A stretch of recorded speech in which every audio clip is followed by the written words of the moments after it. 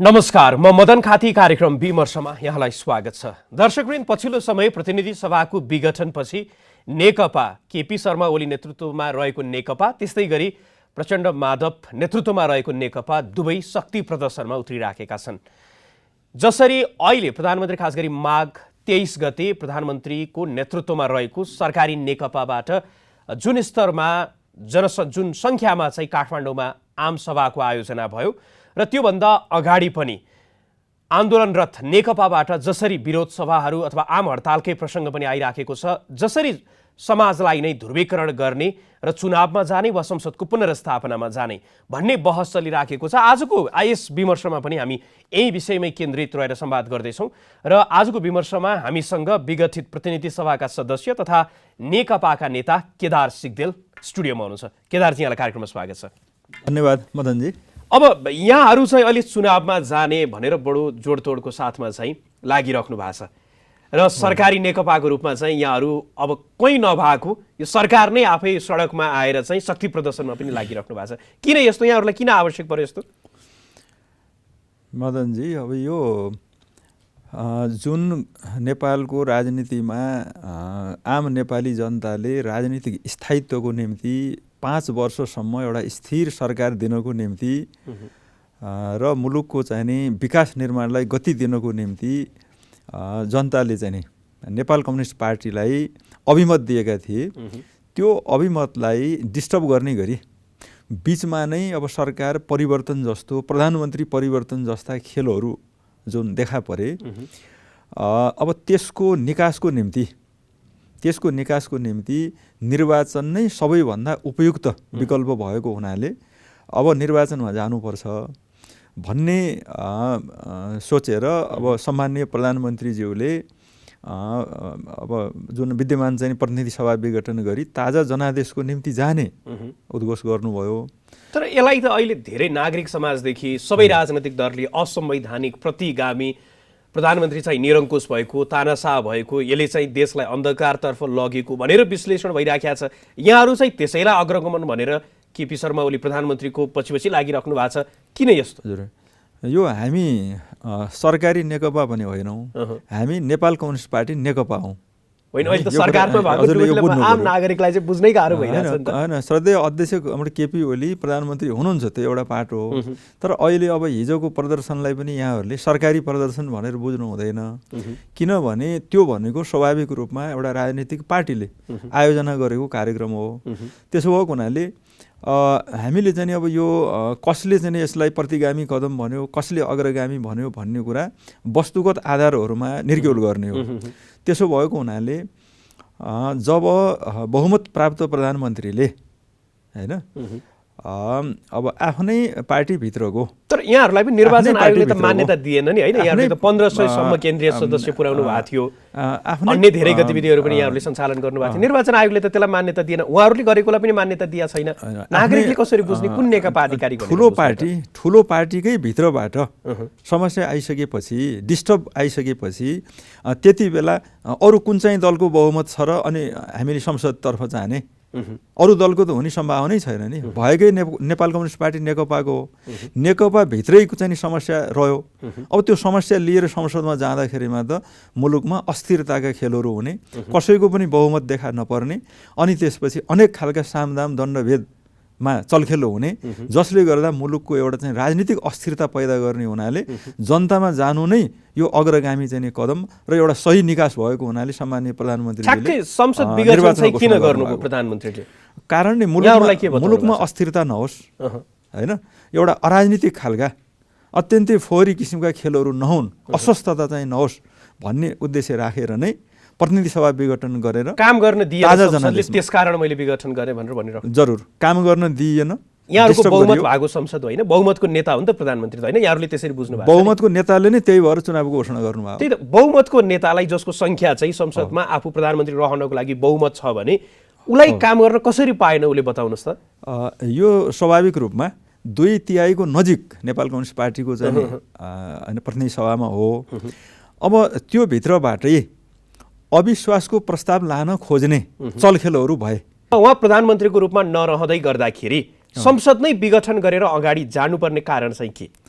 स्वाभाविक रूपमा तस्बिर के देखा पर्यो भने नेपालको राजनीतिमा तस्बिर के देखा पर्यो भने सम्माननीय प्रधानमन्त्री केपी ओलीप्रति विश्वास छैन भनेर आफूलाई संसदीय दलको नेता घोषणा गर्दै जब कमरेड प्रचण्ड अर्का अध्यक्ष कमरेड प्रचण्ड र कमरेड माधव कुमार नेपालको समीकरणको खेल भएर उहाँहरू चाहिँ जब अविश्वास छ केपी ओलीप्रति भन्दै कमरेड प्रचण्डलाई संसदीय दलको नेता बनाएर गइसकेपछि प्रतिनिधि सभामा त स्वाभाविक रूपमा श्रद्धेय अध्यक्ष कमरेड केपी ओलीप्रति विश्वास छ भन्नेहरूको सङ्ख्या नेकपाभित्र त धेरै छ, तुलनात्मक रूपमा धेरै छ।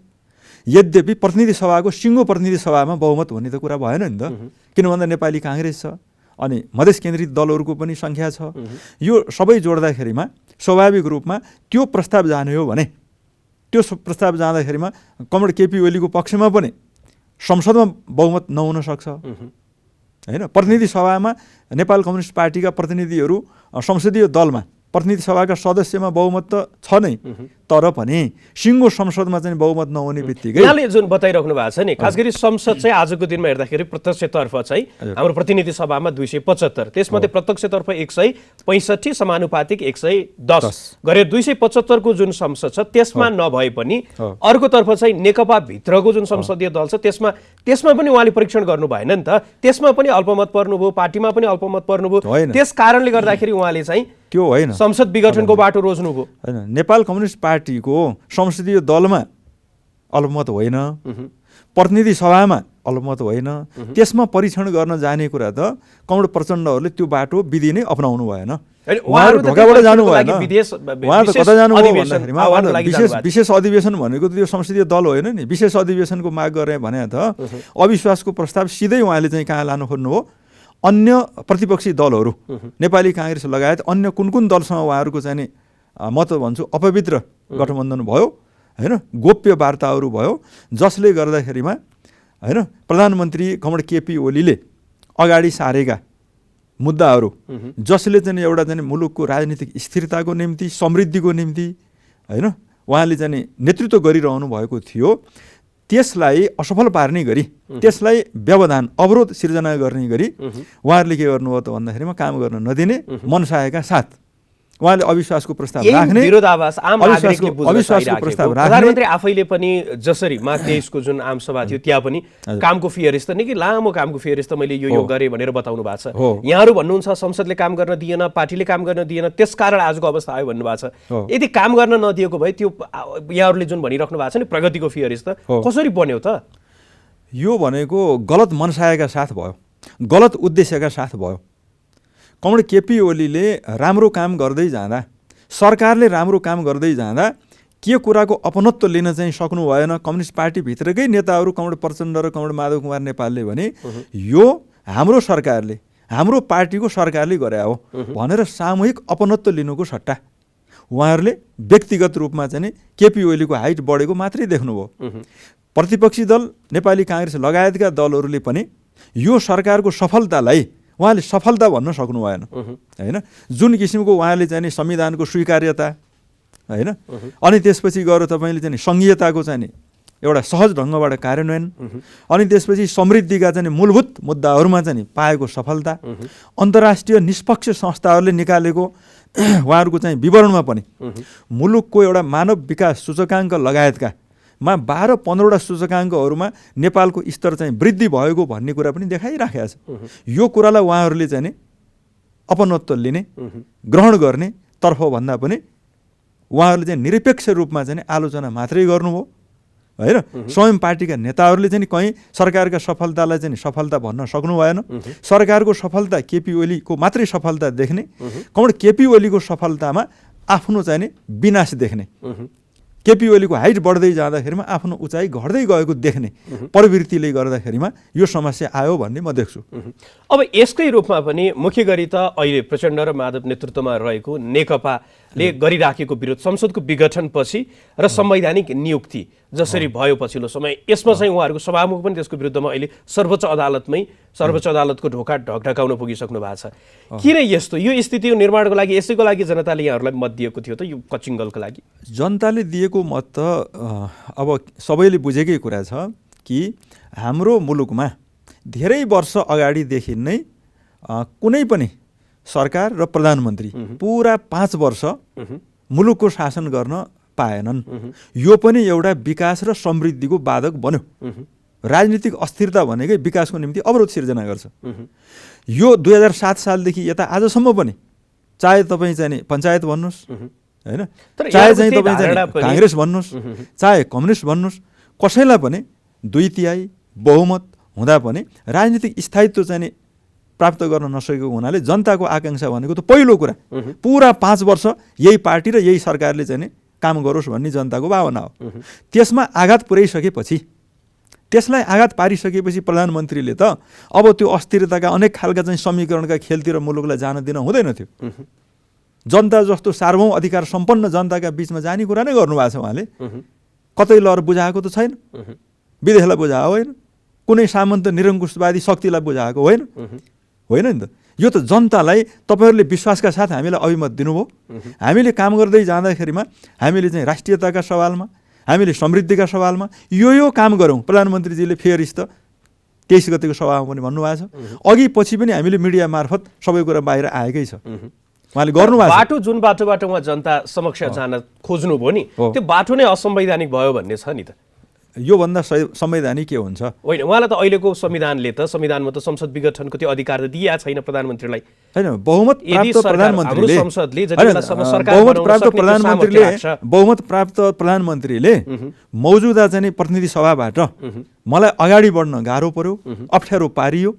यसका विश्वस्त आधारहरू मैले देखेँ होइन। मैले चाहिँ आफ्ना चाहिँ एजेन्डाहरू, राष्ट्रको समृद्धिको निम्ति चाल्ने एजेन्डाहरू, राष्ट्रिय स्वाभिमानको निम्ति अगाडि बढाउने चाहिँ एजेन्डाहरूमा मलाई काम गर्न अप्ठ्यारो पर्यो भन्ने कुरा बहुमत प्राप्त संसदीय दलको नेताले, प्रधानमन्त्रीले त्यो महसुस गरिसकेपछि अनि बहुमत प्राप्त प्रधानमन्त्रीले विघटन गर्न नपाएर अल्पमतकाले पाउँछ त? होइन, बहुमतकाले पाउँछ नि। यही कुरालाई अहिले धेरैले कुतर्क भनिराखेका छन् कि यहाँले जसरी भनिराख्नु भएको छ, प्रत्येक जो यहाँ जसको विरुद्धमा अहिले जो सडकमा छ उहाँहरूको कुरा के छ भन्दाखेरि यो संसद अथवा जति बेलासम्म सरकार बनाउनको लागि सक्षम छ त्यति बेलासम्म सरकारको विकल्प, सरकार बनाउन सक्ने विकल्प हुने बेलासम्म चाहिँ संसद विघटन हुँदैन भन्ने एउटा उहाँहरूको तर्क। अर्को तर्क, प्रधानमन्त्रीले यदि साँच्चै उहाँ बहुमतमै हुनुहुन्थ्यो भने एउटा सरकार संसदले काम गर्न दिइराखेको छैन भन्ने उहाँको तर्क त्यसैबाट खारेज भयो।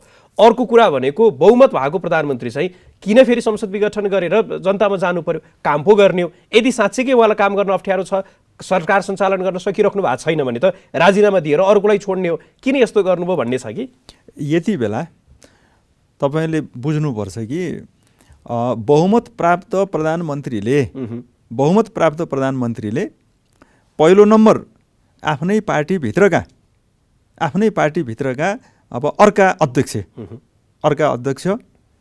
र वरिष्ठ नेता माधव कुमार नेपालजी, कमरेड प्रचण्ड र कमरेड माधव नेपालजीले अन्य शक्तिहरूसँग अर्थात् प्रतिपक्षमा रहेका शक्तिहरूसँग साँठगाँठ गर्दै आफ्नै पार्टीको चाहिँ अध्यक्षका प्रति अविश्वासको प्रस्ताव अगाडि सार्ने सम्मका हरकत देखिसकेपछि होइन, हरकत देखिसकेपछि उहाँले राजनीतिक अस्थिरतातिर जाने भयो। अनेक खालका सामदाम दण्डभेद संसदमा विगतमा तपाईँहरूले देखिराख्नु भएको थियो नि, के भए विगतमा। मैले अहिले पनि आम नागरिकले यो स्थितितिर लानुभन्दा केपी शर्मा ओलीको विरुद्धमा चाहिँ अविश्वासको प्रस्ताव लानै नपाउने संविधानले निषेध गरेका छ। उहाँ त जनताबाट चुनिएको प्रधानमन्त्री पो हो त, कुनै तानाशाह त होइन, कुनै राजा पनि होइन। त्यस्तो व्यक्तिले अविश्वासको प्रस्ताव नै लान नपाइने के छ? संविधानले त कतै बन्देज गरेका छैन। होइन, अविश्वासको प्रस्तावै लान नपाइने भन्नुभन्दा पनि कुरा के हो भने अविश्वासको प्रस्ताव लाँदा का तस्बिर हेर्नुहोस् न तपाईँले, मुलुकको राजनीति कता जान्छ। जनताले त स्थिर सरकारको चाहिँ माग गरेका हुन् होइन। अपवित्र किसिमको, अस्वाभाविक किसिमको साँठगाँठ गरेर होइन जुन किसिमको मुलुकमा अस्थिरता ल्याउन खोजियो। प्रधानमन्त्री त मुलुकको चाहिँ एउटा अभिभावक पनि हो नि। राजनीतिक अस्थिरता ल्याएर हाम्रो व्यवस्थाप्रति नै वितृष्णा पैदा हुने स्थितितिर जान दिन हुँदैन थियो। स्वाभाविक निकासका निम्ति अगाडि बढ्नु पर्थ्यो होइन प्रतिनिधि सभा विघटन गर्नै नपाउने भनेर पनि कहीँ लेखेको छैन नि। कहाँ लेखेको छ त्यो प्रतिनिधि सभा विघटन गरेर ताजा जनादेशमा जान नपाउने भन्ने कुरा छैन। शर्त राखेको छ नि प्रधानमन्त्रीकै सिफारिसमा शर्त राखेको त्यसको लागि सरकार बनाउन सक्ने सामर्थ्य जति बेलासम्म संसदमा छ त्यति बेलासम्म विघटन गर्न पाउने प्रावधान त संविधान सभा जति बेला थियो उसले त्यही मनसायको साथमा त्यो हटाएको थियो। अनि त्यति बेला त यसो हो नि त मदनजी, कुरा के हो भन्दाखेरिमा जति बेला अल्पमतका सरकार हुन्छन् त्यसमा ती विभिन्न 1 2 3 4 5 6 7 गरेर चाहिँ विभिन्न खालका चाहिँ विकल्पहरू राखेको छ। तर पूर्ण बहुमतको सरकारका लागि त्यो होइन। त्यहाँ त 2 वा 2 भन्दा बढी दलहरू मिलेर सरकार बनेको खण्डमा त्यहाँ भनेकै छ होइन। धारा चाहिँ 76 को चाहिँ 1 को सरकार हो यो। धारा 76 को 1 संविधानमा चाहिँ उल्लेख के छ भन्दाखेरिमा बहुमत प्राप्त होइन पार्टीको संसदीय दलको नेता प्रधानमन्त्री हुनेछन् भनेर त्यहाँ उल्लेख छ। अब त्यहाँ चाहिँ त्यो बहुमत प्राप्त नभएर 2 वा 2 भन्दा बढी दलको अर्थात् संसदमा चाहिँ सबैभन्दा ठुलो दलको सरकार यो होइन होइन। अनि त्यसमा अरू पनि प्रयोजन छ, त्यो पनि भएन भने मैले चाहिँ संसदको चाहिँ विश्वास लिन सक्छु भनेर चाहिँ प्रस्ताव अगाडि सारेको प्रतिनिधि सभाको सदस्यको नेतृत्वमा बनेको सरकार यो होइन। यो त संसदमा सबैभन्दा बहुमत प्राप्त दल र त्यही दलको संसदीय दलको नेता को नेतृत्वमा बनेको सरकार भएको हुनाले यो हामीले चाहिँ आकर्षित हुने जुन अहिले तपाईँले भन्नुभयो नि विभिन्न विकल्पका कुरा छन् नि त्यो विकल्प केही नभएपछि अनि त्यसपछि चाहिँ निर्वाचनमा जाने भन्ने चाहिँ बहुमत प्राप्त चाहिँ दल नभएको अवस्थामा हो। यो त बहुमत प्राप्त दलको संसदीय दलको नेता कमरेड केपी ओली भएको हुनाले बनाएको सरकार हो। यस्तो बहुमत प्राप्त दलको भित्र अनेक खालका षड्यन्त्रहरू भइसकेपछि अनि अल्पमतलाई के आधारमा चाहिँ त्यहाँ बहुमत पुगेर सरकार बन्छ भनेर चाहिँ हेरेर प्रधानमन्त्रीले अनि संसदमा छलफलमा लाने त्यो विषय तर यहाँले देखि भनिराख्नु भएको छ। तर पार्टीभित्रको अल्पमत संसदीय दलमा अल्पमत होइन त्यो कुरा त छँदैछ। ती कारणले गर्दाखेरि उहाँहरू चाहिँ पार्टीभित्रको गर्न डराइसकेपछि संसद विघटन गरेर अध्यादेश ल्याएर मुलुक सञ्चालन गरिराख्नु भएको छ नि। डराएको त्यो चिजमा आएन प्रधानमन्त्रीज्यू, डराएको त्यो चिजमा आएन। प्रधानमन्त्रीजी डराएको भन्दा पनि चिन्ता लिएको केमा हो भने यो अस्थिरताको खेलमा देशलाई रुमल्न हुँदैन भन्ने कुरासँग डराउनु भयो। अस्थिरता तपाईँले देख्नुहुन्थ्यो आज साँच्चै नै चाहिँ होइन प्रतिनिधि सभा होइन विघटन गरेर ताजा जनादेशको निम्ति नगएको भए आज मुलुकमा सांसदहरू प्रतिनिधि सभाका सदस्यहरू अनेक खालका खेलमा रुमलिनु पर्थ्यो। भोलिको दिनमा फेरि चुनावमै गइसकेपछि पनि यो ग्यारेन्टी यहाँले लिन सक्नुहुन्छ कि संसदमा चाहिँ यहाँहरूले नेतृत्व गरिराखेको अथवा यहाँहरू जसमा सहभागी भइराखेको दल अथवा अर्को कुनै दलले नै पूर्ण बहुमतको साथमा आउँछ भन्ने त्यसको ग्यारेन्टी दिन सक्नुहुन्छ? सकिन्न। त्यो ग्यारेन्टी दिने कुरा छैन भने त्यति बेला फरक के हो? ग्यारेन्टी दिएको होइन। सार्वभौम सत्ता सम्पन्न जनताले होइन जनताले जुन किसिमको स्थानमा राख्नेछन् त्यसलाई हामीले शिरोधार्य गर्नुपर्छ होइन। यो भनेको कुनै निरङ्कुश व्यवस्था होइन। निर्वाचन गराएर होइन अनि त्यसपछि आफ्नै पार्टीले चाहिँ जित्नुपर्छ भनेर ग्यारेन्टीका साथ चुनाव होइन। हामीलाई विश्वास छ, हामीले भनेका छौँ कि वर्तमान सरकारले कमरेड केपी ओलीले नेतृत्व गरेको सरकारले जुन एजेन्डाहरूमा देशलाई अगाडि बढाउन खोजेको थियो होइन त्यो कुराहरू अधुरा रहेका छन्, काम गर्न पाइरहेको अवस्था छैन।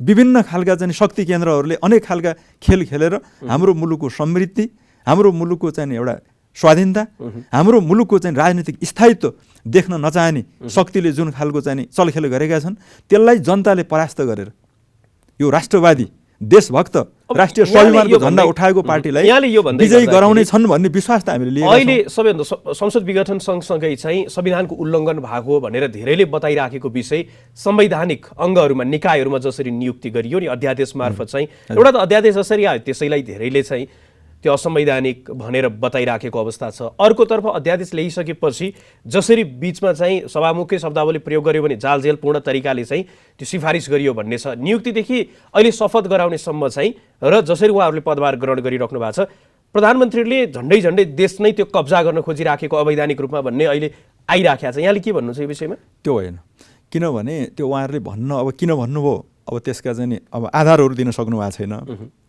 सिर्फ उहाँहरूको भनाइ के छ भने संवैधानिक आयोगहरूमा सरकारले अध्यादेश मार्फत नियुक्ति गर्न चाहिँ त्यो पाउँछ, नपाउने भनेर कहाँ लेखेको छ? छैन। सरकारले गर्नु पाउँदैन, अध्यादेश ल्याउनु पाउँदैन। अध्यादेश भनेकै त्यही हो, जति बेला चाहिँ संसद बसिराखेका हुँदैन, संसद हुँदैन, त्यति बेला चाहिँ अध्यादेश मार्फतै ल्याउने हो। यो अध्यादेशका पनि त विधि छन् नि, यसलाई परिपक्व गराउने, यसलाई पारित गराउनु पर्ने संविधानमै व्यवस्था गरेको छ अध्यादेशको चाहिँ प्रक्रिया के हो भन्ने कुरा। त्यसो भएको हुनाले त्यो केही पनि गर्न पाइँदैन। संविधानको मूल मर्म अनुसार अध्यादेश भनेको त संवैधानिक परिषदमा चाहिँ जति सदस्य रहनु भएको छ त्यसको अल्पमतले चाहिँ पनि सिफारिस गर्न सक्ने त्यो आशय चाहिँ जसरी आयो छैन, अल्पमतको छैन, मर्म नै छैन, अल्पमतको कहाँ छ? अल्पमतको भने होइन। आजको दिनमा उपसभामुख हुनुहुन्न हैन, सभामुखले त्यहाँ बहिष्कार गर्नुभएको छ, प्रमुख प्रतिपक्ष दलको नेताले बहिष्कार गरे, कसरी त्यहाँ बहुमत पुग्छ? अध्यादेश मार्फत जाने कुरा एउटा हो, तर संवैधानिक परिषदमा त सर्वसम्मत अथवा नियोजित ढङ्गबाट पूर्वाग्रही ढङ्गबाट नियुक्ति गर्न र संवैधानिक आयोगहरूलाई काम गर्न नदिनको निम्ति मनसायका साथ जब दुष्प्रयासहरू भए त्यस पछाडि मुलुकलाई केही मानिसहरूको मनसाय पुरा गर्ने नियतले हैन बन्धक बनाएर राख्न हुँदैन, यसको निकास दिनुपर्छ भन्ने हिसाबबाट आएको हो। त्यसो भएको हुनाले अब संवैधानिक परिषदमा तपाईँले देख्नुभयो ती 3 वर्ष चाहिँ सरकार बने हैन, संवैधानिक परिषदको बैठक राखौँ भन्दा कहिले को गइदिनुहुन्न, कहिले को गइदिनुहुन्न, त्यो नियोजित ढङ्गबाट नगएको हो क्या। त्यसो भएको हुनाले त्यो स्थिति देखिसकेपछि एकातिर संवैधानिक आयोग हामीलाई चाहिँ दलितको क्षेत्रमा, महिलाको क्षेत्रमा, मधेसको क्षेत्रमा हैन विभिन्न क्षेत्रमा चाहिँ लक्षित गरेर बनाएका हाम्रा संवैधानिक आयोगहरू थिए नि, उनले काम गर्न पाएनन्, जनताको पक्षमा काम गर्न पाइएन, निषेध गरियो। अनि त्यसपछि सरकारले निकास खोज्नु परेन कि 5 वर्ष यसरी नै बसिराख्नु पर्यो, कामै नगरी बस्नु पर्यो? अनि फेरि उहाँहरू नै जसले त्यो संवैधानिक परिषदको चाहिँ बहुमत पुग्न दिनुभएको छैन, अर्थात् त्यहाँ गएर भाग लिएर चाहिँ उहाँले त्यहाँ गरिएको चाहिँ पुरानो व्यवस्था अनुसार त बहुमतले मात्रै पनि निर्णय गर्न पाउँदैन थियो होइन। अब कङ्ग्रेसको संसदीय दलको नेता गइदिनुहुन्न, कहिले सभामुख गइदिनुहुन्न, सभामुख आफ्नै पार्टीको चाहिँ प्रधानमन्त्रीले आह्वान गरेको चाहिँ बैठकमा सभामुख नजान मिल्छ? त्यो नियोजित हो कि होइन? त्यो षड्यन्त्र हो कि होइन? हो यस्ता षड्यन्त्रमा देशलाई रुमली दिनु हुँदैन। जनताका आकाङ्क्षा बमोजिम संवैधानिक चाहिँ आयोगहरू चाहिँ पुरा गरेर जानुपर्छ र काम गर्नुपर्छ। सरकारले पुरा 5 वर्ष काम गर्दा ल आयोगै बनाएर काम गर्न सकेन भने पनि त्यसको समीक्षा गर्ने भनेको त 5-5 वर्षमा त जनतासँग अनुमोदित हुन त जानै पर्छ नि हैन। गर्न नसकेको भए त्यहाँनिर मूल्याङ्कन गर्ने हो, तर आज कामै गर्न नदिनु भनेको त तपाईँलाई चाहिँ हातखुट्टा बाँध्ने, ल दौडी भन्ने, अनि दौडिन नसकेपछि के भन्ने, हिँड्दै हिँडेन यो त भनेर भन्ने। यो स्थितिलाई एउटा निकासका निम्ति बहुमतबाट निर्णय गर्न सकिने एउटा प्रावधान अध्यादेश मार्फत ल्याइएको हो हैन। अब कि यहाँहरूले पनि भन्नु पर्यो, यहाँहरूका माध्यमले पनि भन्नु पर्यो कि कामै गरेर चाहिँ नबस्ने त सरकार, कामै गरेर नगरेर बस्ने त विधि अनुसार प्रक्रिया अनुसार देशमा संविधान छ, ऐन नियमहरू छन्, त्यो अनुसार अगाडि बढ्नु पर्यो भन्ने त्यो अनुसारै बढेको छ। अब अहिले चाहिँ माधव प्रचण्ड नेतृत्वको नेकपा चाहिँ सडकमा आम हडताल सहित उहाँहरू चाहिँ जसरी पनि सरकारलाई अब यो अवैधानिक भएको, असंवैधानिक भएको, असंवैधानिक कदमहरूको आधारमा टिकिराखेको, त्यस कारणले गर्दाखेरि यो सरकारलाई जसरी पनि मिल्काउने उहाँहरूको चाहिँ योजनासहित उहाँहरू आन्दोलनमा हुनुहुन्छ। प्रतिपक्षी दल नेपाली काङ्ग्रेस पनि सुसुत रूपमा आन्दोलन गरिराखेको अवस्था चाहिँ आजको दिनमा देखिराखेको छ। जसपा संसदमा रहेको अर्को दल जनता समाजवादी पार्टी ऊ पनि अहिले आन्दोलनमा छ, नागरिक समाज पनि आन्दोलनमा। यति धेरै विरोधको माझ चाहिँ यहाँहरू कसरी सरकारलाई चाहिँ अगाडि बढाउन सक्नुहुन्छ? यो अहिलेको चाहिँ नि आन्दोलनको एउटै उद्देश्य एउटै लक्ष्यका साथ गरेको चाहिँ होइन। अहिलेको आन्दोलनमा नेपाली काङ्ग्रेसले हैन प्रतिनिधि सभा विघटन गरेर ताजा जनादेशको निम्ति प्रधानमन्त्रीले जुन खालको चाहिँ नि हैन अगाडि सार्नु भएको छ, यसको विरुद्धमा मात्रै नेपाली काङ्ग्रेसको आन्दोलन होइन। नेपाली काङ्ग्रेसले सर्वोच्च अदालतले गरेको फैसला हामीलाई शिरोधार्य हुनेछ हैन। ताजा जनादेशको निम्ति प्रधानमन्त्रीले गरेको चाहिँ घोषणा पनि हैन, यो फैसला हुन सक्छ, हामी चुनावको निम्ति तयार छौँ। अर्कोतर्फ असंवैधानिक भन्नु भन्दा नि सर्वोच्चले फैसला गरिसकेपछि त्यो असंवैधानिक हुन्छ कि सर्वोच्चलाई नै असंवैधानिक भन्नु पर्यो कि विश्वासै गर्नु भएन? कानुनी राजको पक्षमा, संवैधानिक राजको पक्षमा उहाँहरू होइन र हो। त्यस भएको हुनाले नेपाली काङ्ग्रेसका चाहिँ सभापति हैन नेता शेरबहादुर देउवाजीले भनिराख्नु भएको छ, हामी सर्वोच्चको फैसलाको सम्मान गर्छौँ, निर्वाचन भए हामी निर्वाचनमा जान्छौँ हैन। आम निर्वाचनलाई यसलाई अलोकतान्त्रिक भन्न मिल्दैन उहाँहरूले भनिराख्नु भएको छ। त्यसो भएको हुनाले अहिले कमरेड प्रचण्ड र कमरेड माधव कुमार नेपालले सिर्फ अवैधानिक ढङ्गबाट, असंवैधानिक ढङ्गबाट प्रधानमन्त्रीको कुर्सीमा जाने जुन खालका चाहिँ षड्यन्त्र जालजेल गर्नुभएको छ, उहाँहरूले चुनावलाई चाहिँ यो ताजा जनादेशलाई अस्वीकृत गरिरहनु भएको छ होइन। तर अरू राजनीतिक शक्तिहरूले प्रधानमन्त्रीको चाहिँ त्यो बाध्यता हो होइन। ठिक छ, उहाँले चाहिँ नगरेको भए हुन्थ्यो भनेर उहाँले नगरेको भए भन्नुभयो होला। तर भागवण्डाको कुराको कारणले गर्दाखेरि चाहिँ उहाँ चाहिँ अहिले मौन रहेको, अन्यत्र भने समग्र नेपाली कङ्ग्रेस चाहिँ अहिले असंवैधानिक भनेर आन्दोलनमा गइराखेको भन्ने नेपाली कङ्ग्रेसका नेताहरूको त्यो कुरा सुनिन्छ। उहाँहरू औपचारिक रूपमा पनि त्यही बताउनुहुन्छ। जसपा आन्दोलनमा, नागरिक समाज आन्दोलनमा यहाँहरू मात्रै एक्लै कतिसम्म कहिलेसम्म चाहिँ यो अब चुनाव पनि हुने नहुने अनिश्चित जस्तै देखिन्छ अहिले जुन समयावधि छ यो बिचमा चाहिँ। हजुर, अब यस्तो हो हेर्नुहोस्, अब यो त के भन्दाखेरिमा निर्वाचन भनेको अलोकतान्त्रिक हुन सक्दैन होइन। यो त कसरी अलोकतान्त्रिक भनेको उहाँहरूले हामीलाई बुझ्नै यो कठिन भइरहेछ क्या, कसरी अलोकतान्त्रिक हुन्छ। यो कदम जसरी यहाँहरूले अगाडि घोषणा गर्नुभयो नि, भोलिको दिनमा केपी शर्मा ओलीलाई फेरि लाग्यो कि अब चाहिँ जुन निर्वाचनबाट मत आयो यो मतले त मैले सरकार सञ्चालन गर्न अथवा उहाँहरू लगायत अनि प्रधानमन्त्री केपी शर्मा ओली मात्रै होइन, अन्य जोसुकै आए पनि प्रधानमन्त्रीको रूपमा उसले पनि फेरि संसद विघटन गरिदिने, अनि 2 वर्षमा संसद विघटन गरेर हामी कहाँ पुग्ने, त्यो छ कि मानिसहरूको आशंका अहिले। त्यो गर्न हुँदैन थियो। जसरी ल्याउनु भयो नि, एउटा स्थिर सरकार दिन सक्ने वातावरण छँदै जुन किसिमको अविश्वासको प्रस्ताव ल्याउने र अनेक खालका चाहिँ एउटा अस्थिरताका चाहिँ काला बादल मडार्ने जुन काम भयो नि, यसले गर्दा प्रधानमन्त्री चुनावमा जानै पर्यो। भोलिका दिनमा जनताले यस्तो नगर्ने गरी होइन, जुन शक्ति जुन तत्त्वबाट यो काम भइराखेको छ ती शक्तिलाई चाहिँ तिरस्कार गर्दै मुलुकको समृद्धिको निम्ति, मुलुकको स्थिरताको निम्ति वर्तमान प्रधानमन्त्री केपी ओलीले जुन प्रयत्न र पहल गर्नुभएको छ नि, यो त जनताले देखि त रहनु भएको छ नि। मुलुकमा स्थायित्व दिने हो भने, समृद्धि दिने हो भने स्वाभाविक रूपमा त्यसका निम्ति पहल गर्ने शक्तिलाई चाहिँ जनताले समर्थन दिनु पर्यो। कुरा भन्नुभयो नि, अरू शक्तिबाट हामीले झन् के अपेक्षा गर्ने, जसले भइरहेको बहुमतको सरकारलाई फालेर अल्पमतका साँठगाँठका सरकार बनाउनु पर्छ भनेर खेल खेलिराखेका छन्। अनि त्यो देखाएको छैनौँ र हामीले परिदृश्य देखि त रहेछौँ। देशको संविधान त यो तपाईँहरू नै संविधान जति बेला निर्माण हुँदै थियो यो बहुलतामा आधारित संविधान निर्माण गर्ने त यहाँहरू नै हो, हामी नै हो। त्यसमा बहुदल हुने कुरा भइ नै राख्यो। जति बेलासम्म संसदमा दुई भन्दा बढी दल हुन्छन् भने त्यति बेला एउटा मात्रै दलको पुग्दैन भने त त्यहाँ त समीकरण बन्ने त्यो पनि सामान्य भइहाल्यो। त्यो कुरा त संविधानले नै कतै न कतै रूपमा अस्वीकृत गरेको, अनुचित ठहराएको विषयवस्तु होइन। तर प्रधानमन्त्रीले जे गरिराख्नु भएको छ त्यो त आजको दिनमा संविधानभित्र रहेको विषयवस्तु होइन। होइन, संविधानभित्रै हो, यो गैर संवैधानिक त होइन। किनभने संविधानमै व्यवस्था भएको चिज नि के विद्यमान प्रतिनिधि सभा विघटन गरेर मध्यावधि निर्वाचनमा जानै नपाइने भनेर कहाँ लेखाएको छ संविधानमा? मैले अघि भनिसकेँ नि, छैन। त्यसो भएको हुनाले जब एउटा अस्थिरता जनताको भावनामा कुठाराघात त बहुमतको सरकार चलेर एउटा स्थिर ढङ्गबाट चाहिँ अगाडि बढिरहेको सरकारमाथि प्रहार गरेर, अनावश्यक प्रहार गरेर, कुनै तर्क छैन, कुनै तथ्य छैन, यो सरकार गिराउनु पर्ने त कुनै कारण केही पनि छैन। के गरेन र गिराउनु पर्यो हो? जनताको भावना गिराउने होइन कि अहिले जनताले यो सडकबाट चाहिँ यो सरकार चाहिँ प्रधानमन्त्रीज्यूले चाहिँ हटेर अनि प्रचण्डजीलाई प्रधानमन्त्री बनाउनुपर्छ, अल्पमतका सरकारको चलखेल गर्नुपर्छ सडकमा निस्किएको थियो। त्यो आन्दोलन माग जनताले गरे हुन्? होइन। कार्यकर्ताले गरे हुन्? होइन। प्रतिपक्षी दलले गरे हो? प्रतिपक्षी दलले गरे नि होइन। लिप्त भयो, समाजवाद उन्मुख भएन, यति काण्ड, वाइट बडी काण्ड, काण्डले सरकार घेरियो। त्यसकारणले गर्दाखेरि प्रधानमन्त्री केपी शर्मा ओलीको नेतृत्वमा सरकारलाई अब धेरै समयसम्म राखियो भने देश थप दुर्घटनातर्फ जान्छ।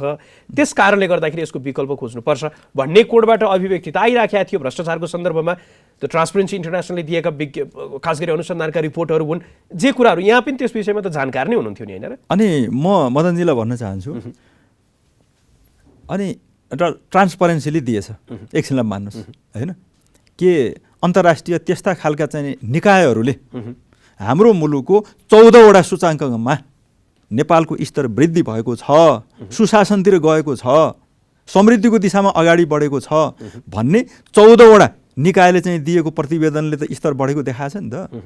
ल एउटा इन्टरनेसनल चाहिँ ट्रान्सपरेन्सी इन्टरनेसनलले चाहिँ ल देखाएन छ, त्यो पनि पछि प्रश्न उठ्यो, यो किन आयो भन्ने कुरा पनि, यो नियोजित ढङ्गबाट ल्याइयो भन्ने कुराहरूका पनि केही तथ्यहरू खोजियो।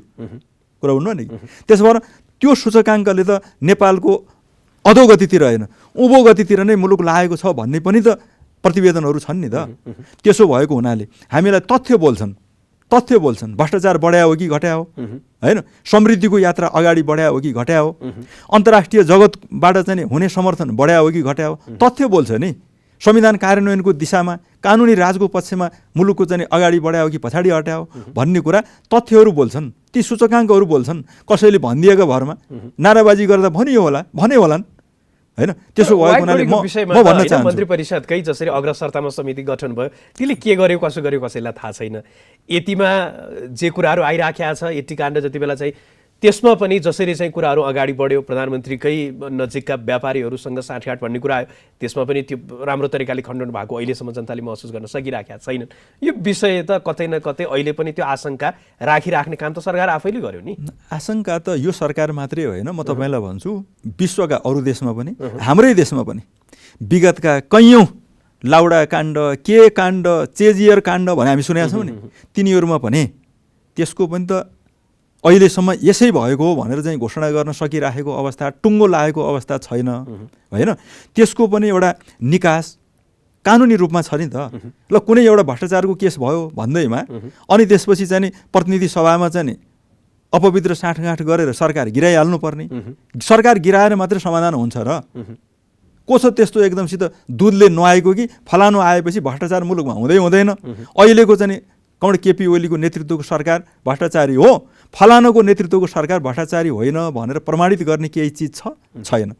मुद्दा उठ्छन्, लोकतन्त्रमा मुद्दा उठ्छन्। त्यसको पनि त हामीसँग चाहिँ अनेक खालका निकायहरू छन् नि त, संवैधानिक निकायहरू छन्, हामीसँग अख्तियार छ, हामीसँग अरू ऐन कानुनै छैन। सरकारले लगभग अन्तिममा सरकार ढालेर मात्र यो निकास हुने होइन। सरकार रहेर पनि अहिले ती त सरकारी होइन नि, ती निकायहरू भनेको त स्वतन्त्र संवैधानिक निकायहरू हुन्। त्यो मार्फत हामीले चाहिँ त्यस्ता काण्डहरू छन् भने त्यसको चाहिँ पनि उपयुक्त निकास चाहिँ खोज्नुपर्छ। त्यसो भएको हुनाले अहिले यो कुनै सदाचारिताको निम्ति, कुनै स्थिरताको निम्ति, कुनै समृद्धिको निम्ति जनताको चाहनाले यो अहिलेको चाहिँ परिस्थिति होइन कमरेड प्रचण्डहरूले निम्त्याएको होइन, उहाँहरूको कारणले यो परिस्थिति निम्तिएको छ। हुँदा खाँदाको एउटा समृद्धिको यात्रामा हिँडेको सरकारलाई डिस्टर्ब गरेर अपवित्र खेल खेल्न खोजेका कारणले प्रधानमन्त्रीज्यूले जनतालाई ताजा जनादेशको निम्ति दिनुभयो। त्यो मेरो लागि पनि भन्नुभएको छैन उहाँले। जसले तपाईँले यो मुलुकको निम्ति काम गर्ने देख्नुहुन्छ, समृद्धिको यात्रामा मुलुकलाई हिँडाउने देख्नुहुन्छ, राजनीतिक स्थिरता दिने देख्नुहुन्छ, सदाचारी देख्नुहुन्छ, त्यही पार्टी र शक्तिलाई विजयी गराउनुहोस् भनेर भनेको चिजलाई आज निरङ्कुशता भन्ने त कुनै आधारै छैन। अब म कार्यक्रमको अन्तिममा छु। अन्तिममा चाहिँ अहिले धेरैले आशंका, हिजो त प्रधानमन्त्रीले जसरी चाहिँ माग 23को आमसभामा केही कुरामा चाहिँ उहाँले स्पष्टीकरण पनि दिनुभयो, गणतन्त्रको सन्दर्भमा, संघीयताको सन्दर्भमा, त्यस्तै गरी समानुपातिक र समावेशिताको सन्दर्भमा, धर्मनिरपेक्षताको विषयमा चाहिँ प्रधानमन्त्रीको प्रतिबद्धता के र आजको व्यवस्थाकै सन्दर्भमा पनि प्रधानमन्त्री चाहिँ त्यति धेरै प्रतिबद्ध हुनुहुन्न भन्ने कोणबाट आइराखेको छ र उहाँ क्रमशः कम्युनिस्टबाट चाहिँ यो दक्षिणपन्थ धर्मलाई राजनैतिक अस्त्रको रूपमा प्रयोग गरेर जनमत बटुल्दै गरेको भन्ने पनि आरोप प्रधानमन्त्रीमाथि अहिले पछिल्लो समय लागिराखेको छ। यहाँलाई के लाग्छ? यो कुनै पनि तथ्य र तर्कले यस्तो देखाउँदैन।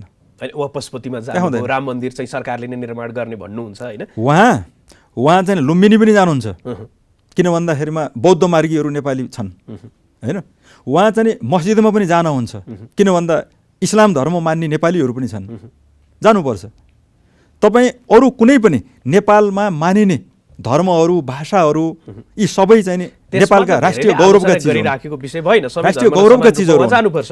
तर त्यही धर्मलाई चाहिँ मानिसहरूको आस्थालाई आफ्नो राजनैतिक अभिष्ट पुरा गर्ने औजारको रूपमा उहाँले प्रयोग गर्न थाल्नुभयो भन्ने छ कि आशंका अहिले?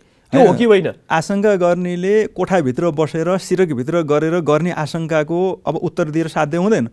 तर उहाँ एउटा पशुपतिमा के जानै हुँदैन प्रधानमन्त्री पशुपतिमा?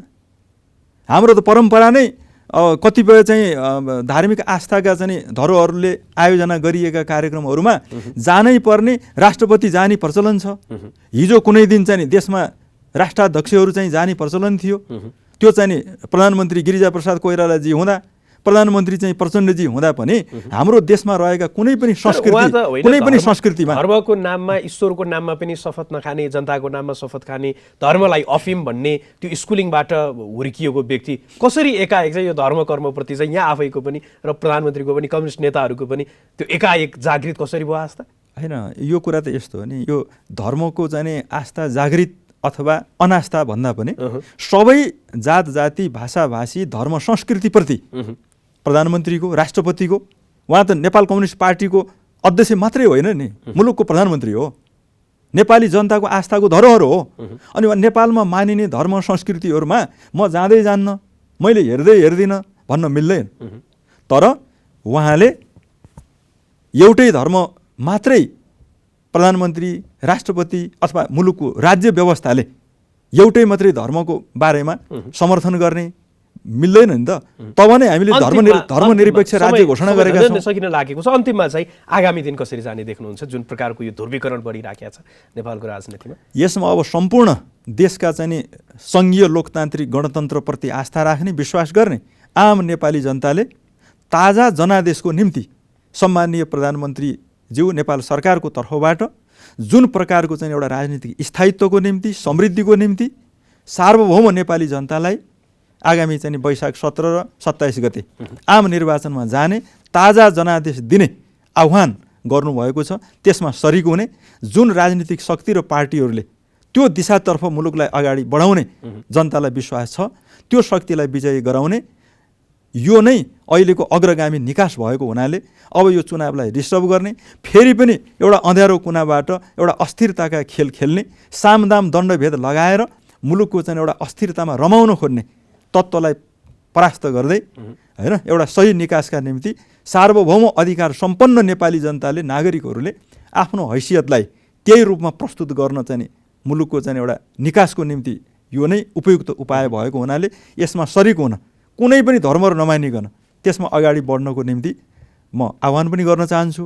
यो नै सही निकास हो मदनजी। योभन्दा बाहेक निकास अब फेरि संसदको पुनर्स्थापना गर्ने यो दिशातिर आम नेपाली जनताको चाहना पनि छैन। तपाईँले प्रदर्शन भयो भन्नुभयो नि, प्रदर्शनकै कुरा गर्ने हो भने आम नेपाली जनताको चाहिँ नि मागको कुरा गर्नुहुन्छ भने ताजा जनादेशमा जाने नै सही निकास हो भन्ने किसिमको भएको हुनाले जनताको भावना बमोजिम हामी अगाडि बढ्नुपर्छ। हस्, यहाँले आफ्नो महत्त्वपूर्ण समय हामीलाई उपलब्ध गराइदिनु भयो। यहाँको महत्त्वपूर्ण समय र संवादको लागि यहाँलाई धेरै धेरै धन्यवाद। हस्, धेरै धेरै। अब यहाँले पनि हाम्रो अत्यन्तै लोकप्रिय जनता टेलिभिजन मार्फत हाम्रो पार्टी र हाम्रा भावनाहरू राख्ने जुन अवसर प्रदान गर्नुभयो, मदनजीलाई पनि धेरै धेरै धन्यवाद।